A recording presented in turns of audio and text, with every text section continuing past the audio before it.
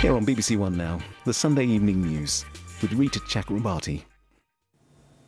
The royal family leads tributes to the British servicemen and women who lost their lives in battle.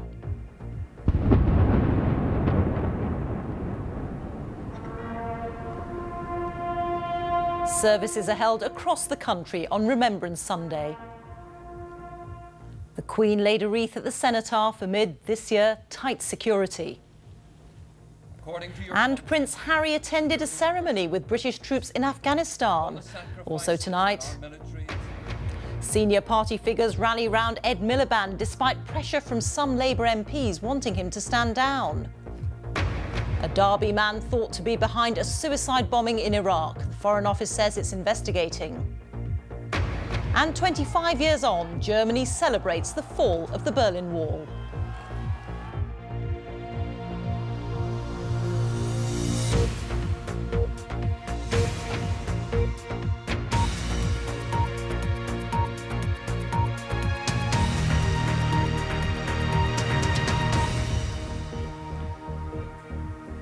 Good evening. Commemorations have been taking place across the UK in honour of British servicemen and women killed in action during war. Amid tight security, the Queen laid her customary wreath of poppies at the cenotaph in Whitehall at the end of a year that's marked the centenary of the First World War, the 70th anniversary of the D-Day landings and the end of British combat operations in Afghanistan. Our royal correspondent Nicholas Witchell reports. Remembrance Sunday, a day for solemn tribute and the tightest security. When Whitehall has to be enclosed by all the paraphernalia of intense protection to enable the Queen and her ministers to stand without undue risk on a public street. According to Britain's most senior serving soldier, the current threat is real. The proximity of the sense of threat for this weekend, which has intensified the nature of the security that's attendant on it, all that has sort of contributed to quite a different feel about this year. At the cenotaph, there were crowds on a scale rarely seen in recent years for a remembrance ceremony of more than usual significance. It was marking a century of sacrifice, from the start of the First World War in 1914 to the end of the combat mission in Afghanistan in 2014. Politicians took their places alongside the Queen and the principal members of the royal family for the start of the national 2-minute silence.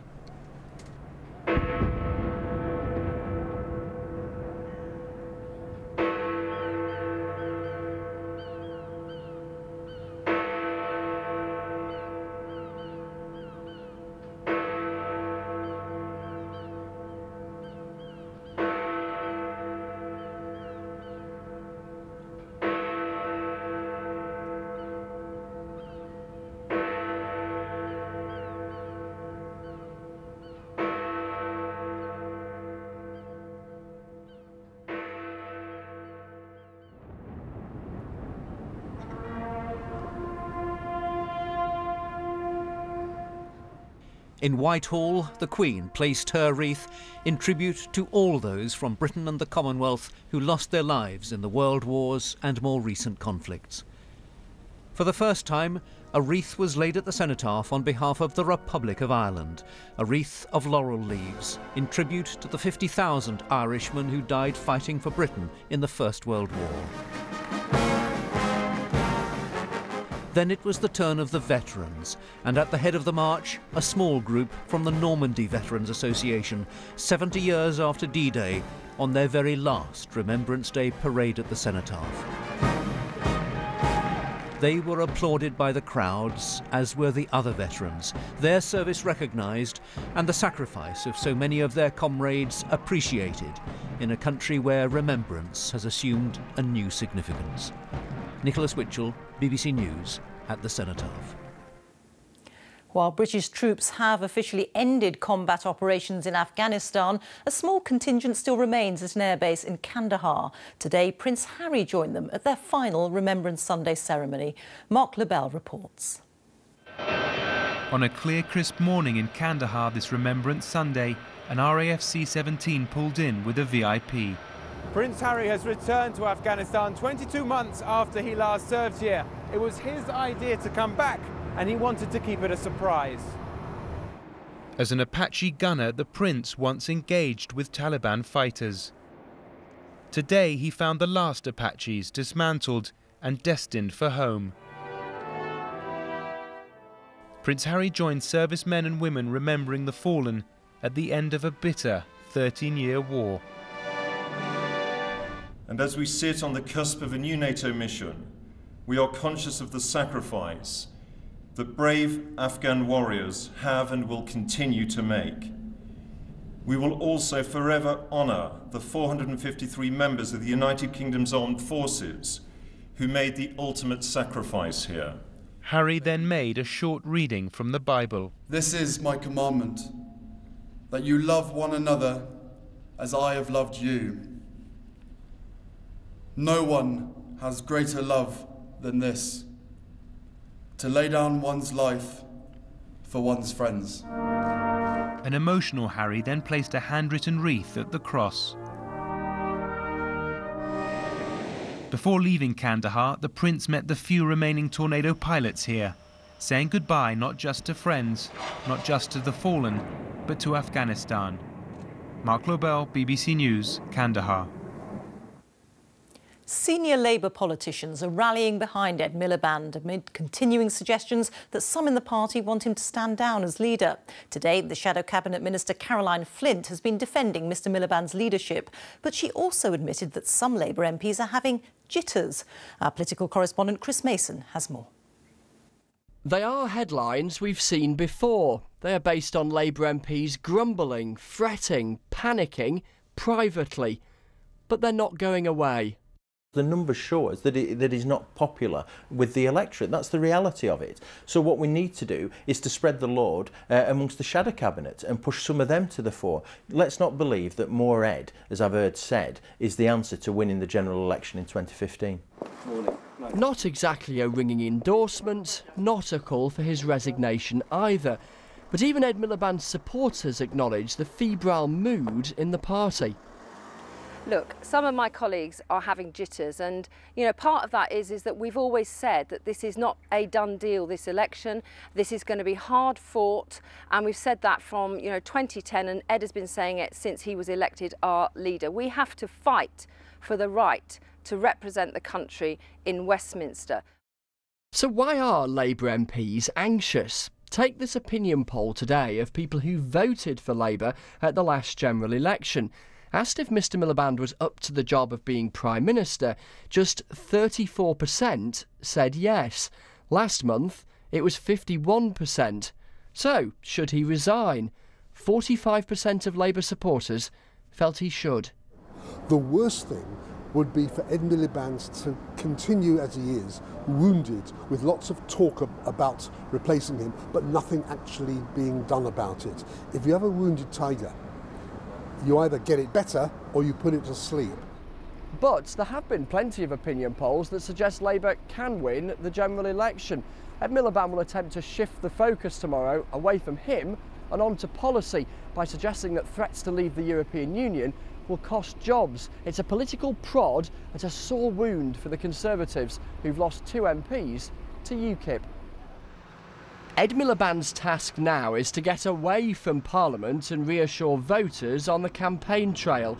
But he knows he has to reassure his own party too, that he's an asset to them, not a liability.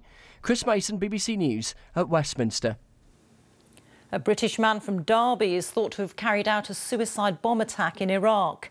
According to the group calling itself Islamic State, Abu Sumaya al-Britani, also understood to be known as Kabir Ahmed, carried out the attack yesterday in the town of Beji, north of Baghdad. 9 people were killed. Our security correspondent Gordon Carrera reports.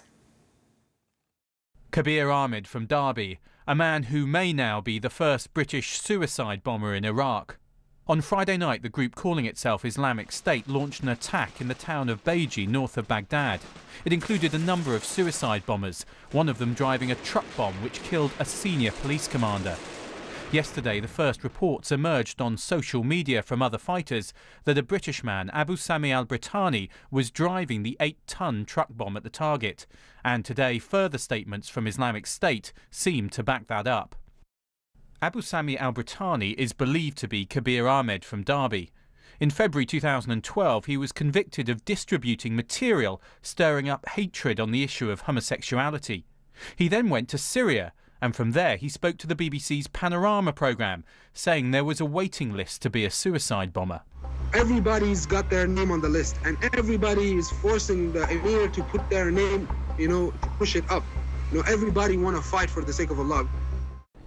Here at the Foreign Office, they'll only say that they're investigating those reports, and as yet there is no independent confirmation. But if proved true, this would be just the latest sign of the flow of people from Britain to Iraq and Syria to fight and to die. If confirmed, he would not be the first Briton to die this way in this latest conflict. This man in white, Abdul Wahid Majid from Crawley, blew up a similar truck bomb in an attack on Aleppo prison in Syria this February. The appearance of another British suicide bomber out in Iraq and Syria is worrying, because I think it does reinforce the fact that the people who we're seeing going out there are really dedicated to this cause and are willing to die in the pursuit of their sort of ideology.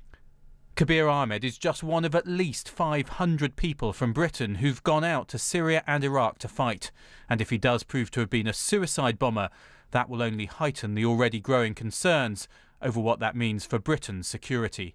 Gordon Carrera, BBC News.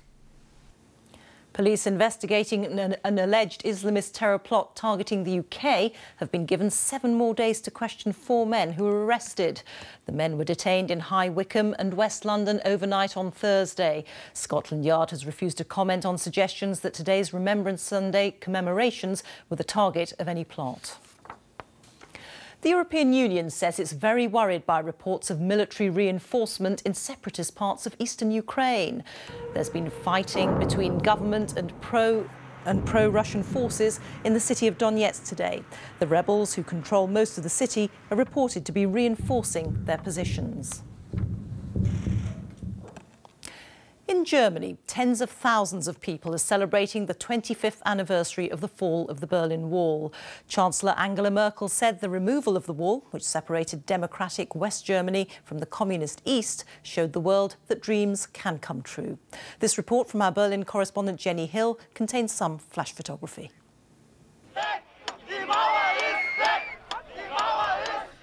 They'd feared it, hated it, resisted it. And it couldn't hold them back. They'd waited years for this. The border was down, Germany reunited. And quarter of a century on, they're still celebrating. She is from Eastern Germany and I'm from Western Germany. And we are best friends due to the fall of the Berlin Wall.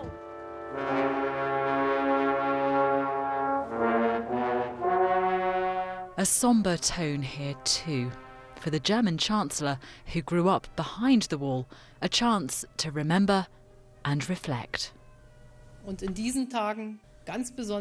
There's a message here, says Angela Merkel, especially for Ukraine, Syria and Iraq. A message, she says, of confidence that other walls can be torn down, walls of dictatorship, violence, ideology and enmity. It was the night, she said, subjects became citizens. This reporter watched it happen. Still, after 25 years and after many anniversaries, I'm still deeply moved. It is an historic event, and there are not many historic events in the world that happened with so much joy, with no bloodshed, and with such a good result even in the long term. For now, Berlin is once again a city divided. Balloons light up the line where the wall once stood. Tonight, they'll be released into the sky to commemorate the moment when, in the words of the German Chancellor, a dream came true. while tens of thousands of people must be packed into the square behind me in front of the Brandenburg Gate. A great cheer just went up as Mikhail Gorbachev appeared on the stage in front of them. He's known here as the father of reunification, crediting as being one of the people who allowed the Berlin Wall to fall. In a few minutes' time, those balloons will be released into the night sky. And, you know, in the words of one man I spoke to here earlier today, he said, "I'll be watching because the Berlin Wall and what it represented must never be forgotten." Jenny, thank you. Jenny Hill there.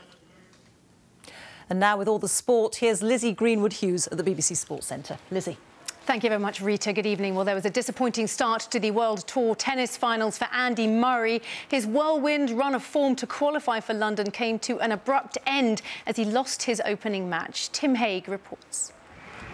Back in the city where his greatest achievement arrived. From Great Britain, Andy Murray. And while the big smoke has been good to Andy Murray in the past, the ATP Tour finals are his current objective.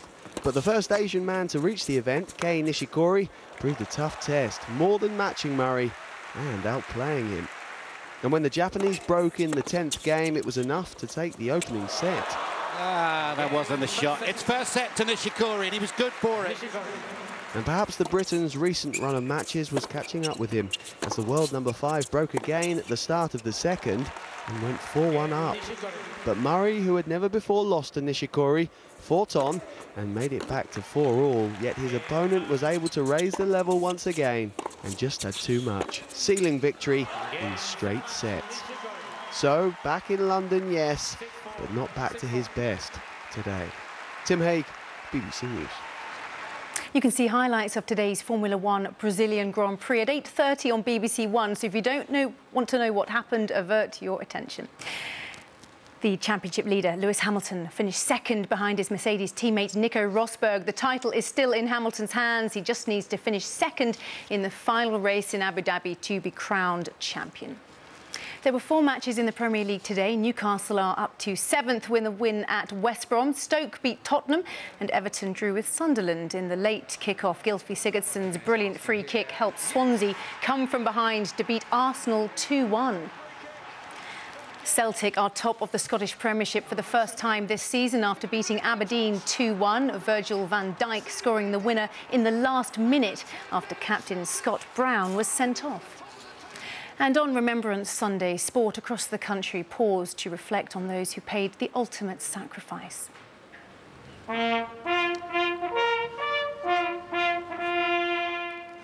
At the FA Cup first-round tie between Portsmouth and Aldershot, the historic homes of the Royal Navy and the British Army, each side gave 225 tickets to serving personnel, veterans and cadets.